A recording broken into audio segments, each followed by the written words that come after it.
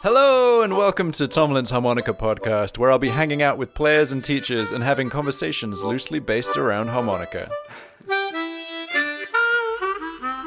This week's podcast is part of a series where I'll be interviewing beginners rather than pros. Today's guest is Jerry, who's been playing for a while now, but realized that he needed to take his practice more seriously after he got a taste of playing in public. All right, so today we are joined by Jerry. How are you doing today? It's a wonderful day here in North Carolina. Very nice. So I was going to ask whereabouts you are. You've already told us. What is it that you do? I'm retired. Fair. It's been about 5 years since I retired now. And since retiring, prior to that, I was a computer geek. I was an IT manager for many, many years, and so therefore I never make mistakes. I'm always correct. Yeah. And I have the T-shirt to prove it. So. Nice. So was harmonica something that you picked up in retirement, or have you been playing longer than that? Actually, I picked up the harmonica when my wife's parents moved to the southern part of the United States, and we were living in the northeastern part. So they moved to Florida, and we would go down to visit them driving down. I think the Wright brothers had already invented flying, but we weren't too much into it back then. It was a long time ago. But I decided that we were going to be on the road for years in driving down the 1,500 miles or so, and I said, well, what can I do while I'm driving? And I said, maybe I get a little harmonica to kind of play while wife's driving or I'm driving. It's very straight roads. I know it's not safe to play the harmonica while you're driving. We'll add a disclaimer to this. Yeah. So I went to a local music store and said, yeah, I want a harmonica to play. And they had all these little tiny things there, 10 holes in them and stuff. And I said, that's not enough harmonica for me. So I rapidly grabbed a Hohner Goliath tremolo type thing with 48 holes and very, very strange instrument to play. Still can't get very much music out of it. And I think I tried that for probably half a dozen trips. I would kind of play while we were going there and put it down. And then a year later or so, I'd pick it up again. And I probably went for a few years doing that. And I think that the first time I picked up a 10-hole Diatonic was at a kind of I think it was a Cracker Barrel. I don't know if you've ever heard of it. It's a food chain that had an old-timey country store type thing. And they had a, little $4.97, 10-hole harmonica there.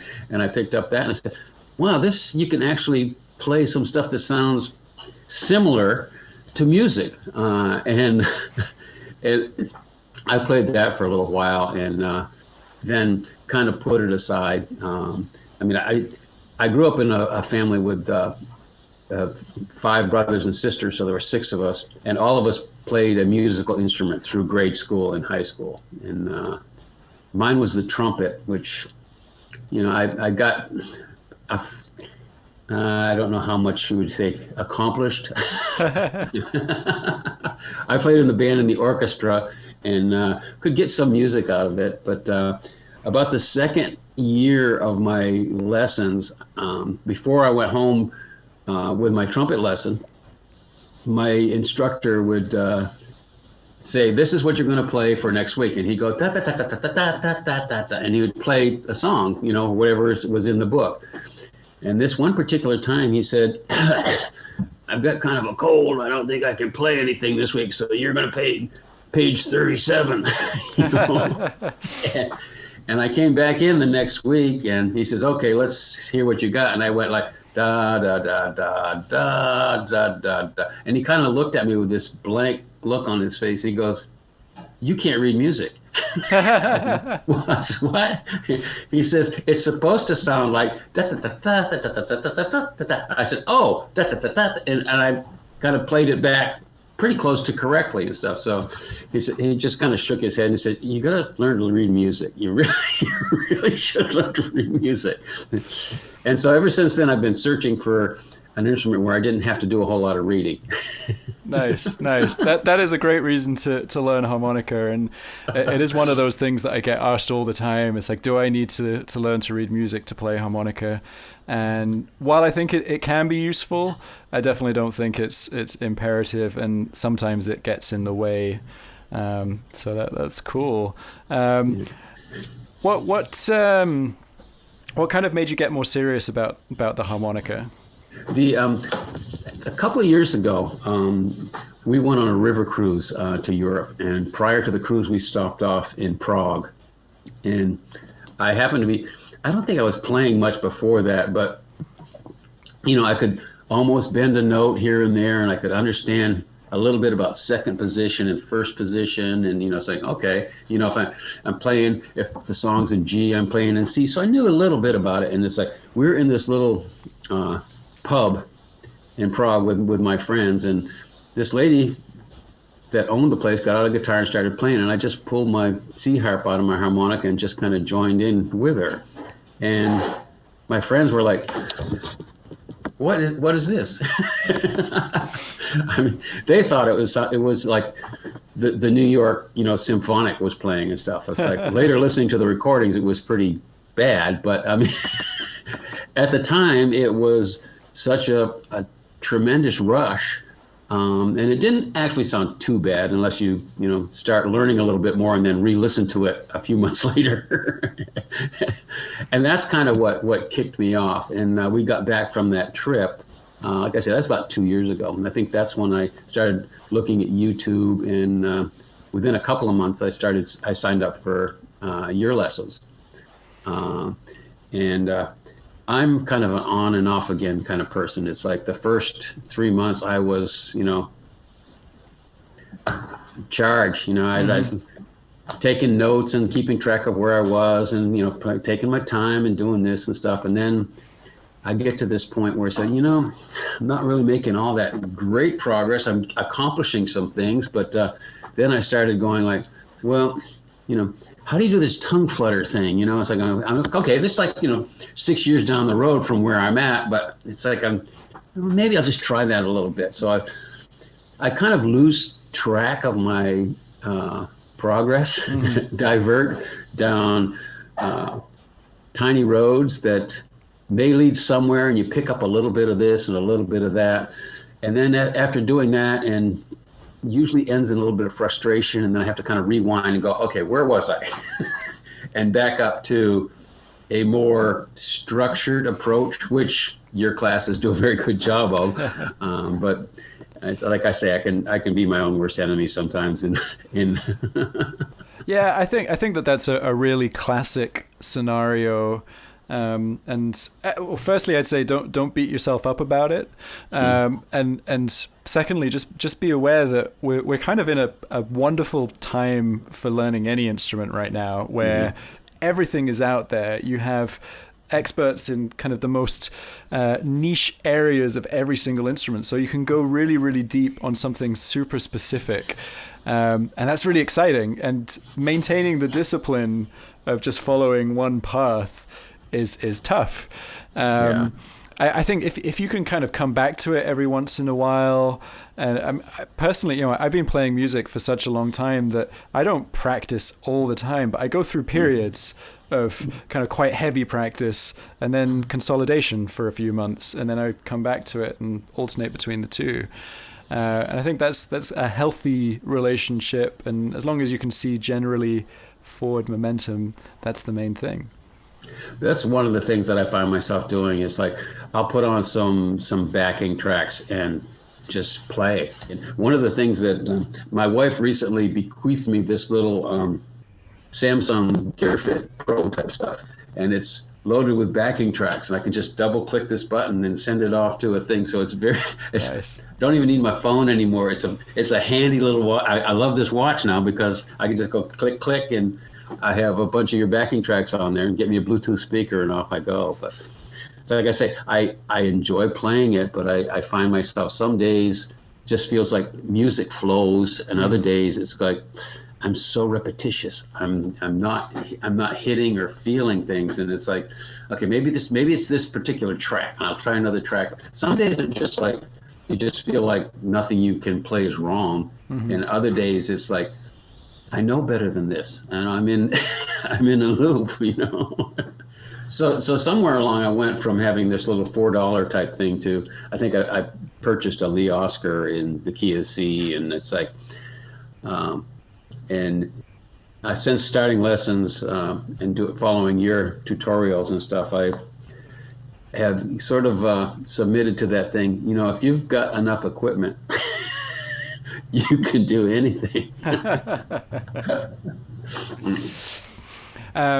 Okay, so I'm going to kind of I want to find out exactly what the biggest struggle has been so far, because it sounds like there are kind of general niggles here and there, but what's been kind of the big barrier? I think it's like it's like when I first started the tutorials and stuff, and it's like I knew I could bend notes and stuff until I got that bloody app for my phone and says you're not even coming close to bending that note. It's like, what do you mean it's got to go way down there? You know, it's like that was kind of a struggle for a while, and I think I've gotten there now. I'm starting to struggle with blow bends, you know, and can get. I say, oh, okay, I think I got that, and I can get kind of sort of where I started with draw bends. It's like, you know, it's like, okay, I'm getting a waver, I'm getting a change of pitch, but to try to get it to nail it and stick it, you know, it's like taking a long while. I guess that's okay for improv and stuff, but if you're trying to accomplish a song per se, or a particular combination of things, I tend to rattle my brain a bit, you know. I think that's the thing that is, it's when it gets serious, you know, when you're trying to play a piece of music the way it was written, even if it's just playing a blues solo, it's that constraint makes it a lot more serious, and you can't get by with I'm just going to be bluesy, you know, just kind of general bluesiness. And I do think that like having a few things under your belt that you have nailed note for note is really helpful, and it's good for developing your own language. But yeah, I think a lot of people struggle with that. I certainly did. I spent years and years on guitar and harmonica just being like, I don't want to learn other people's music. I'm an artist. I'm going to create. And actually that was just me hiding behind doing what was easy rather than sitting down and learning songs note for note, which is still not my favorite thing to do, but I see the value in it. Yeah. Well, and it's like, you know, I think that I can sort of hear rhythm and stuff, but if I look at something like like written music, and it's got, okay, I got a triplet here and an eighth note here and this going there, and it's like I can see it, but getting that from that piece of paper into my head, unless I hear it, it doesn't work. You know, it's like I still have that. I'm you know, it's like I can't read. You know, it's like I can't read rhythm. I can tell you the notes, but I can't. You know, I don't. You know, I don't know how to explain that, but it's a. But I think everyone learns and processes in a completely different way, in a in a unique way to them, and that's why trying to read is not the best thing for everyone. And there are so many fantastic musicians on all instruments who have no idea about music theory. They have no idea how to read rhythm or pitch or any kind of classical notation, and yet they are complete monsters on their instruments. Yeah. So I wouldn't worry about it. Yeah, I can't remember who it was. It was one of the people on Hee Haw or country kind of music, and they asked him if he could read music, and he says, yeah, but not so much that it gets in my way. Nice. I've always kind of liked that thought that it's it's there and there are rules to it, and it's like, you know, the relationships and the intervals between notes and all of that is just kind of mashed into the the musical brain, and some explanation gets through there, but then you get down to the esoteric things of pianissimo and fortande and all, Yeah. it's what are they trying to tell me to do, Yeah, no, it can get in the way, most definitely. And I think there are very few careers in music anymore where knowing how to read music is actually useful. So why would you, as someone who's doing it for entertainment and fun, even bother putting in that time when there are so many professionals who don't bother with it? Yeah. I think the next step on my journey was getting involved with John Gindick's jam camps. I went to those down in Clarksdale, Mississippi, and I think he's done his last one, but his coaches have tried to pick it up and are continuing on, I believe. And so I think next year they're going to do another one that I may migrate onto.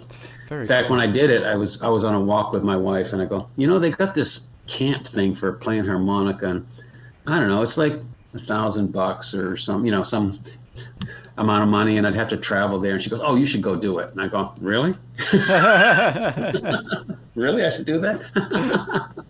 Nice. And what was it like? Because I know what John's camps are like. It's there's nowhere to hide, and you have to get on stage. I get there and I'm looking at all these people from all different parts of the world and stuff, and it's like I had a little pack of like 6 harmonicas with me, and these people are bringing out these suitcases of equipment, and they're wailing away in these corners. I'm going, oh my God, what have I done? Why am I even here? But then after a little while, you discover that there are people below your level, above your level, at all levels, and everybody's having a good time. And so it was a little intimidating getting started, but then once you got relaxed and stuff, it's pretty phenomenal. I mean, it's not, I think that they cap it at like 30 people, and they've got 6 coaches. So the coach to student, ratio is really good. And, they'll take you aside for a little while here and there, and they'll have group sessions going on. So it was very, very enjoyable, and I'm looking forward to doing it again to, Nice. See where I may end up. Yeah, I would highly, highly recommend to anyone who's listening who might be nervous about going to an in-person event to just do it, because as much as you can learn everything you need online, there is nothing quite like that energy and excitement from other people who are on the same journey to really get you fired up. Oh, exactly. I like I say, that little minute and a half that I spent in Prague playing with this, person I've never seen before, a song I've never heard before, and just kind of welling away what little knowledge that I had and having it come out. And my friends are saying, "Wow, I didn't know you could play." And I'm going, "Well, I really can't." But I mean, it was just such an invigorating thing to say, I just did that, Yeah. And I think that it can drive you to want to be better, to learn more, to say, "Gosh, I did that knowing this much." If I knew a little bit more, maybe I could actually do something.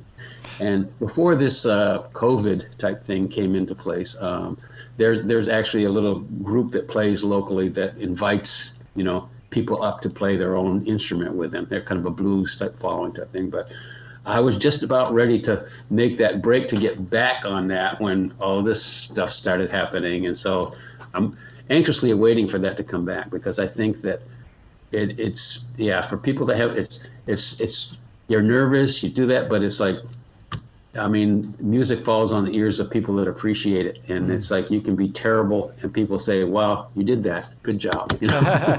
Yeah, absolutely. I mean, it's amazing how we frame these things in our minds before we do them. Like, I vividly remember the first jam session I went to, and my parents had driven me like 2.5 hours to this jam session in a completely different part of the country. And I arrived, and there was a guy with like this incredibly expensive guitar and amplifier, and I just turned around and went back out. And my dad was like, "We just drove 2.5 hours for you to come here, so you're going to get up on stage and you're going to play." I was like, "But he's got a really expensive guitar. He must be really good." And I got up on stage and I stayed up all night. But it was just that initial thing. I really didn't want to get up. I assumed that because I didn't have expensive gear, I wasn't going to be good enough. And actually, everyone was very welcoming. It was all about having a fun musical experience together. I think people will be surprised when they discover how few egos there are in music, because you expect big egos, and you do come across them. I've met plenty of them. But there are a lot less than you would anticipate, especially when you go to those kind of events. It's not that kind of environment. Yeah, it's people are very happy to see you try to do something, and it's like, okay, you did that. It wasn't the best I ever heard, but keep at it. It's like never heard any. Oh my God, get out of here. Yeah. It's like, I don't think you hear that kind of thing. And I think that in your mind, you kind of hear that in the background. They're gonna laugh at me and throw bricks and rotten tomatoes at me, and instead they buy you a drink. So that is much more preferable. Yes, exactly. So I started asking people who are learning harmonica what the kind of their top tips are for people who are just starting out. Like what have been the big game changers for you? I think one of the biggest things, and I'm still working on that, is I call it the wife saver. It's like playing really soft. Nice. Minimal air and trying to get a good tone without overpowering the instrument. I mean, it's I've heard it said many times in lessons and stuff. It's like, okay, it's a little too hard, but it's like sometimes it's easier to get the tone you're after playing hard, and then you got to work to get it soft. It's so I think that concentrating on efficient breath control kind of thing, and being able to play softly, I think is the biggest thing that I think has led to me and recording yourself and listening to yourself. The two of those together, you can say, wow, that sounded really good, and then you look at yourself and you're huffing and puffing and you're going, okay, that sounded a little rough there. It's like, I mean, dynamics are one thing, but that was just bad.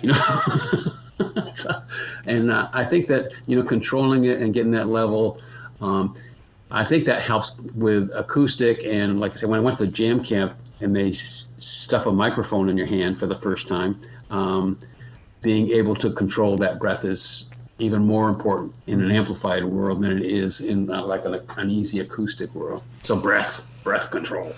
This is brilliant, and I didn't even have to pay you to say that.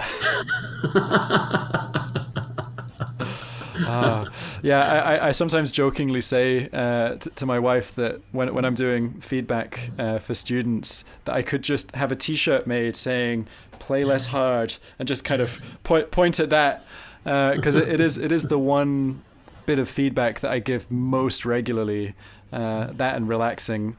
So it's good that you've recognized that it's a game changer. So I'm mindful of taking up too much of your time. So before we wrap things up, I was just wondering if you had any questions for me. Well, I know that you started off guitar, and for physical reasons, I had to kind of switch instruments. I mean, have you ever tried combo guitar, rack harmonica? Is that in your repertoire, or have you thought about doing that? Or it's a strange beast putting a rack on. So yeah, it is a strange beast, and I have tried it. It's definitely on my list of things to work at. But it's so frustrating because you kind of I feel like I'm an okay guitarist, and I feel like I'm an okay harmonica player, and the sum of the parts is much less than each individual. They don't connect, yes. Yeah, it's like I'm just taking a massive hit in quality by doing both at the same time. So I'd love to be able to do it really well, because players who do it well sound brilliant, and I think there's something very musical about thinking about both things simultaneously. You listen to someone like John Gindick, and he's so musical because he's doing everything simultaneously. I think that's a huge deal. But yeah, I think I need to get better at guitar and better at harmonica before I try and put them together. Yeah, I think you have to get unconscious at one or the other, so that you don't even have to think about it. Sort of like that, rubbing your stomach and patting your head type thing that just doesn't work. Yeah, that's exactly what it is. Brilliant. Well, thank you so much for spending some time with me today.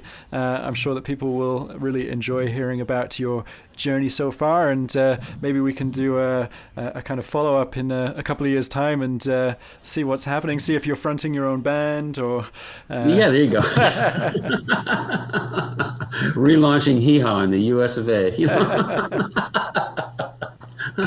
Very cool. Very cool. All right. Well, enjoy the rest of your day and take it easy. Happy harping.